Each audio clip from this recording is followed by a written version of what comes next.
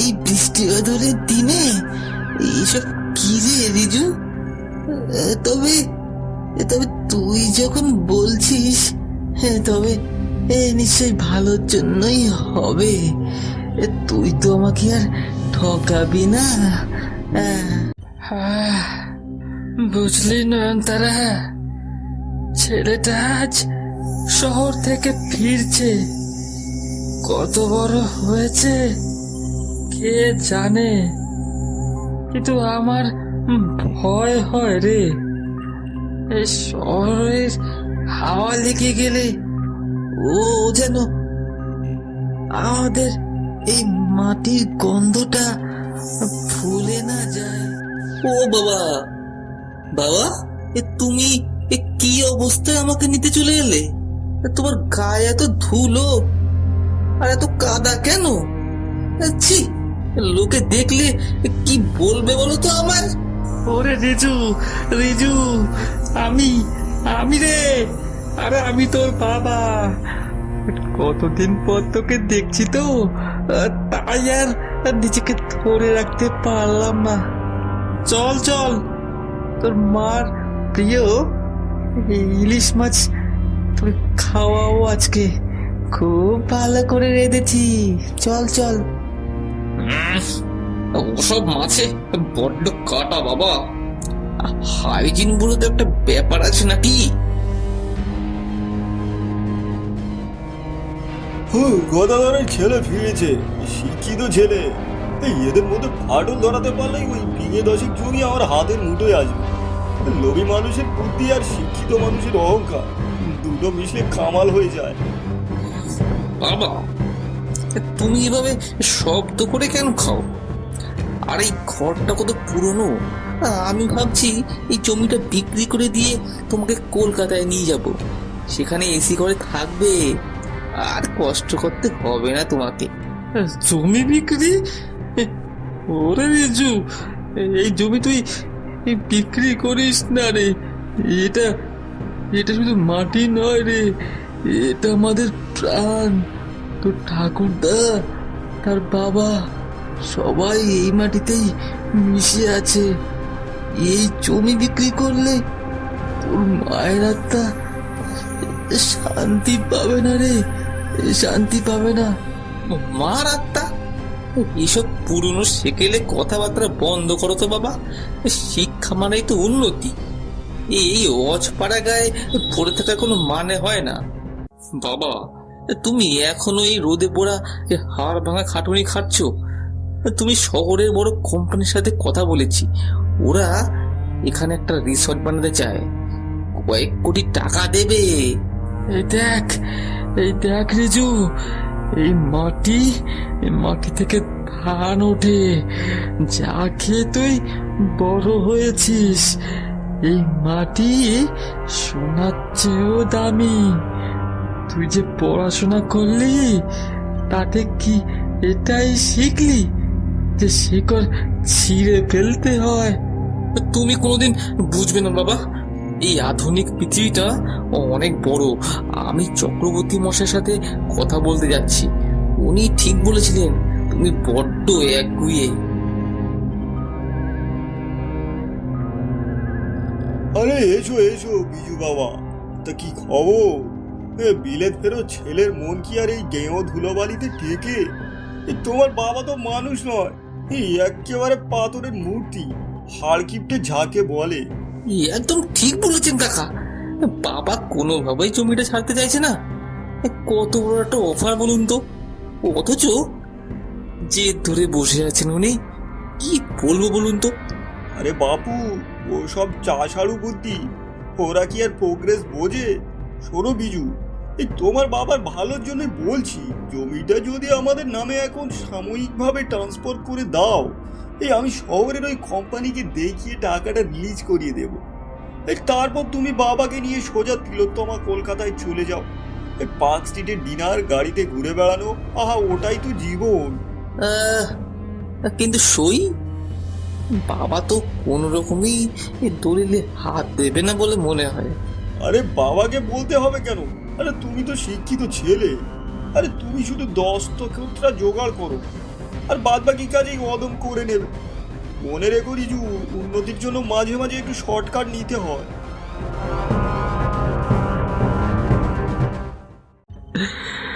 জানো নয়নতারা, জানো নয়নতারা, আজ আজ আমার মনটা বড় কু ডাকছে। এই রিজু ছেলেটা কেমন একটা হয়ে গেছে। ওর চোখের দিকে তাকালে আমি ওকে চিনতে পারি না। ওই ছোটবেলার খোকন সোনাটাকে আর খুঁজে পাই না। মনে হচ্ছে কেউ যেন আমাদের এই ছোট্ট নিটটায় বিষ ঢেলে দিচ্ছে। বাবা, শরীর ঠিক আছে তোমার? এই নাও, একটু গরম চা খাও তো। আর শোনো, ও শহর থেকে না একটা ফর্ম পাঠিয়েছে তোমার ওই চাষি কার্ডের জন্য। এতে সরকার থেকে অনেক টাকা দেবে। তুমি শোনো, এখানে একটা টিপ ছাপ দিয়ে দাও তো। এই বৃষ্টি বাদলের দিনে এইসব কি রে রিজু? তবে তবে তুই যখন বলছিস, তবে নিশ্চয়ই ভালোর জন্যই হবে। তুই তো আমাকে আর ঠকাবি না। আরে আরে কি করছো তোমরা? আমার লাঙলে হাত দিচ্ছ কেন?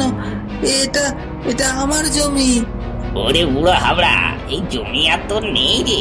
এই দেখ কাগজ, তোর ছেলে কাল রাতেই সব বেচে দিয়েছে। এখন থেকে এই মাটি চক্রবর্তী মশাইয়ের। বেরো এখান থেকে, বেরো। না না, এটা হতে পারে না, এটা হতে পারে না। রিজু, রিজু তুই কোথায়?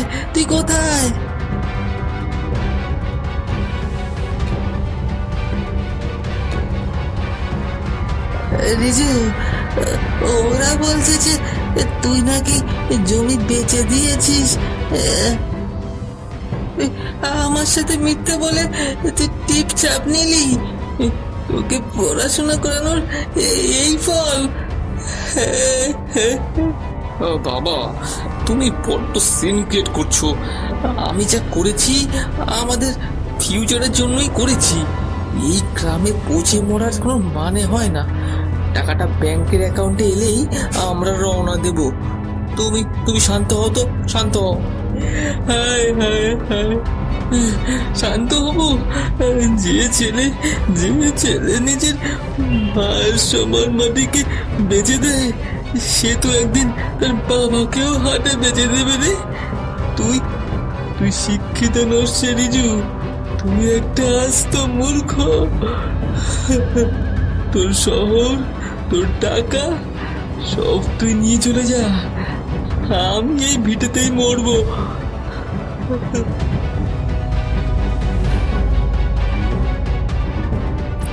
কাকা, কাজ হয়ে গেছে, বাবা সই করে দিয়েছে। এইবার আমার পাওনা টাকাটা দিন। আজ রাতেই ট্রেনে আমি কলকাতা ফিরবো। টাকা? আর কিসের টাকা হে ছোকরা? মানে কি বলছেন?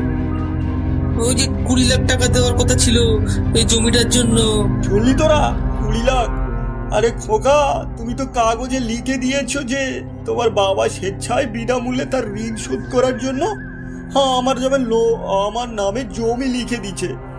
পড়াশোনা করেছো বললে তো তা কি শুধু ওই ABCD শিখেছো? কাগজের নিচের দিকে ছোট ছোট লেখাগুলো পড়োনি? কি আপনি আমাকে ঠকালেন? আমি পুলিশে যাব, আমি মামলা করব। কি ভাবছো পুলিশ ডাকবে? আরে বাপু, পুলিশ তো আমার পকেটে ঘোরে। আর মামলা লড়বে কোন পয়সা? যা এবার বিদেয় হও, অনেক জ্ঞান দিয়েছো। এবার নিজের সরকারি তেল লাগে। আরে হ্যাঁ, জমিটা এখন আমার, তাই তোমার ওই ভাঙা মাটির বাড়িটাও এখন আমার গোয়ালে পরিণত হবে। কালকের মধ্যে ওটা খালি না করে ঘাড় ধাক্কা দিয়ে বের করে দেব।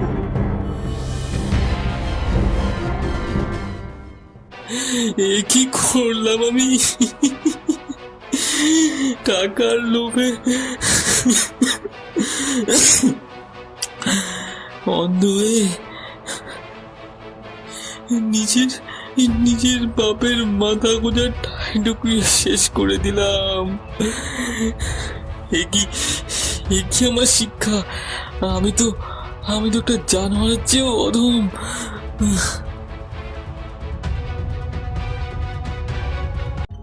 দাদা, এই ভেঙে পড়িস না ভাই।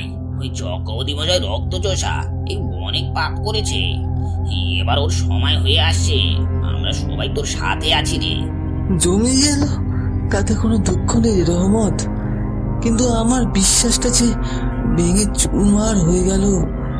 যার জন্য এত খাটলাম, যাকে যাকে মানুষ করতে গিয়ে নিজের সবটুকু দিয়ে দিলাম, সেই আজ আমায় পর করে দিল। শিক্ষায় যদি মানুষের বিবেক কেড়ে নেয়, তবে সেই শিক্ষার মুখে আগুন দি। বাবা, আমায় মেরো না, আমায় তাড়িয়ে দিও না। আমি মস্ত বড় ভুল করে ফেলেছি। চক্রবর্তী আমাকে ঠকিয়েছে। আমি তোমার ভিটে মাটি সব হারিয়ে ফেলেছি বাবা। আমি মানুষ নই, আমি একটা পিশাচ। উঠ রিজু, উঠ। আজ অন্তত তুই সত্যিটা স্বীকার করলি। শিক্ষা তোকে অহংকার করে দিয়েছিল রে, কিন্তু এই ধাক্কাটা তোকে শিক্ষা দিল। কিন্তু এখন কাঁদলে তো হবে না রে, এই জমিটা উদ্ধার করতে হবে।